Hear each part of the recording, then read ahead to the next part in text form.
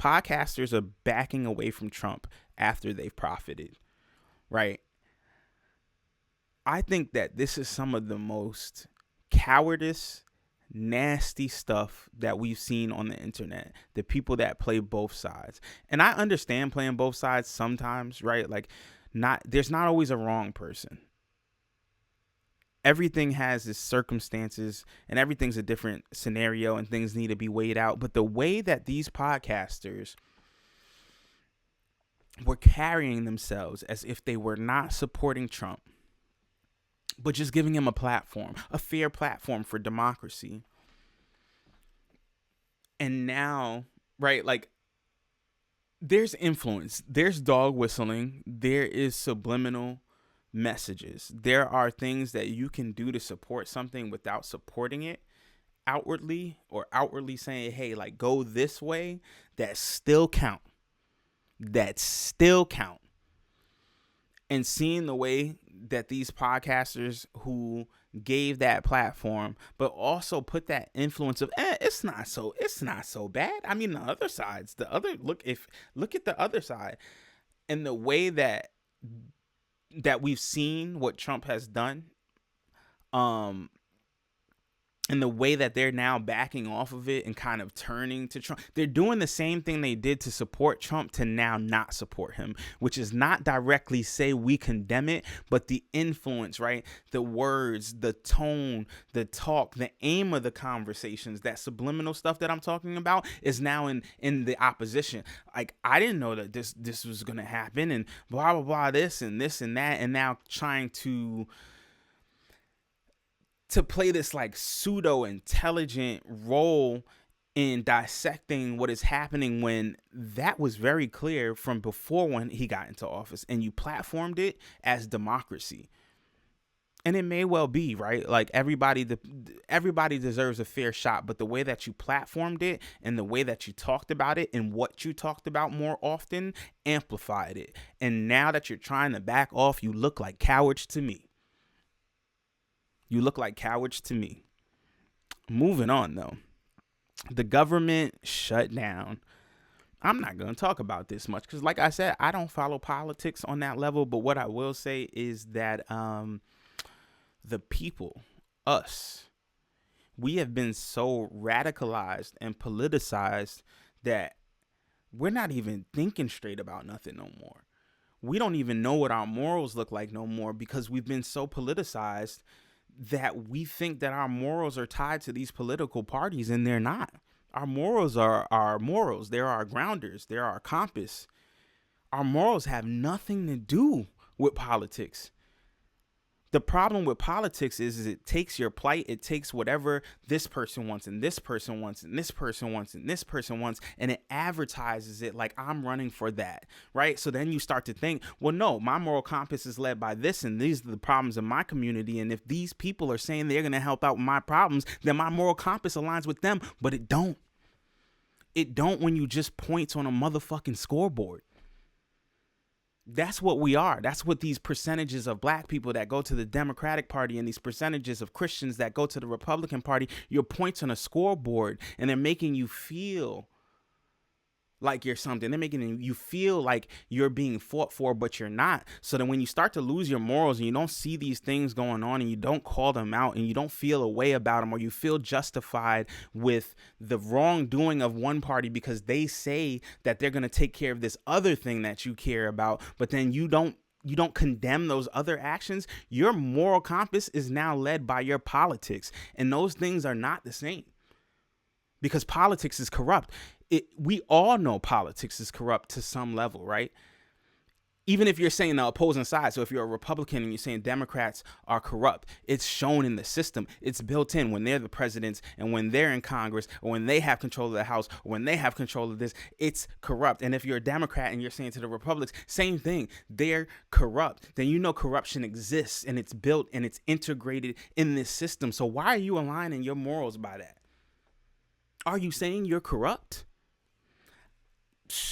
I don't know. But I'm gonna move on because I'm gonna get crazy. The Chicago, and damn, like this is like, again, it's the morals, the Chicago raids. So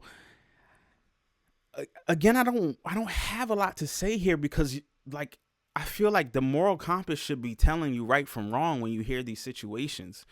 I don't know about you, but when I get woken up out of my sleep and I'm incoherent, and let's say that somebody with a gun wakes me up and pulls me out of my bed and I don't know who this person is, I'm probably going to bounce into a survival instinct. So who knows what I'm going to try and do to that person. And if that person happens to be a cop and now they shoot me, one side's going to say, well, he tried to attack a cop. Of course he's going to get shot. The cop gave him orders. And then the other side's going to say, well, he didn't know it was a cop. It was 1 a.m. He got dragged out of his bed. It was just lights in his face, lights and a gun. Right? And when people try and justify these things, I don't understand, because if it was you and this situation happened to you, which is not going to happen to you, because a lot of the people that are okay with this happen to be the people that are not going to be impacted by this.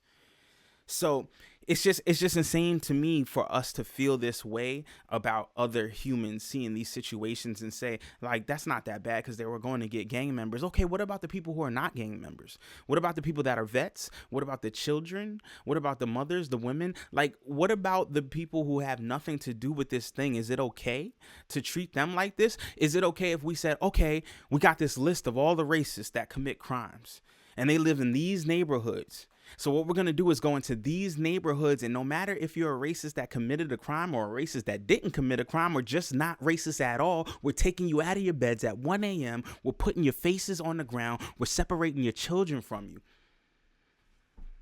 But we were just here to get the racists. Don't you understand? We just want to get the criminals. We're sorry. We've returned you to your $1.2 million home. Go ahead. It's only been 5 hours. Your kids haven't seen you for 5 hours after waking up naked and dragged out their bed and zip tied together. But we were just trying to get the racists. Would that be cool to anybody? Like, I don't think that that's a cool way to go about getting racist. And I'm impacted by racists in this country, but I don't feel that way. Like, how is this okay to people?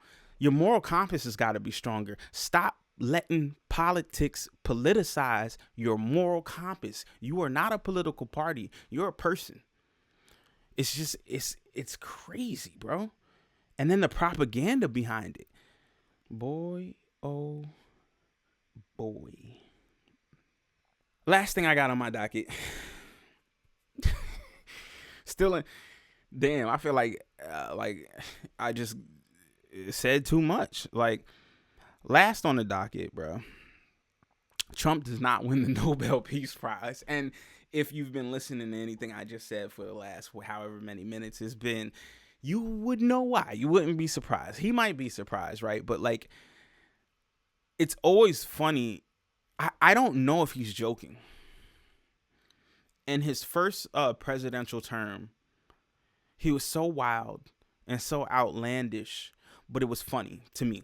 At least I have a good sense of humor, right? Like, I know that he may not be a good person in this, that's a whole nother layer, right? But like, he was funny. He was entertaining to me. This time he's not so funny. He's not so entertaining, not because it's impacting me, right? But because it seems too real. It seems like he believes that he should get the Nobel Peace Prize. The Peace Prize. While you're sending militarized units to different cities that are reminiscent of what a civil war will look like. Like, I think that people are confused about where we are in history. And a lot of people are like me that thought, like, this is funny until it's not funny. We're at a point in history where we're moving to, like, I think people think that a civil war looks like blood and guts everywhere, everybody dying, right? That's not what a civil war is going to look like in this day and age. A civil war is going to look like, in the beginning, what's happening.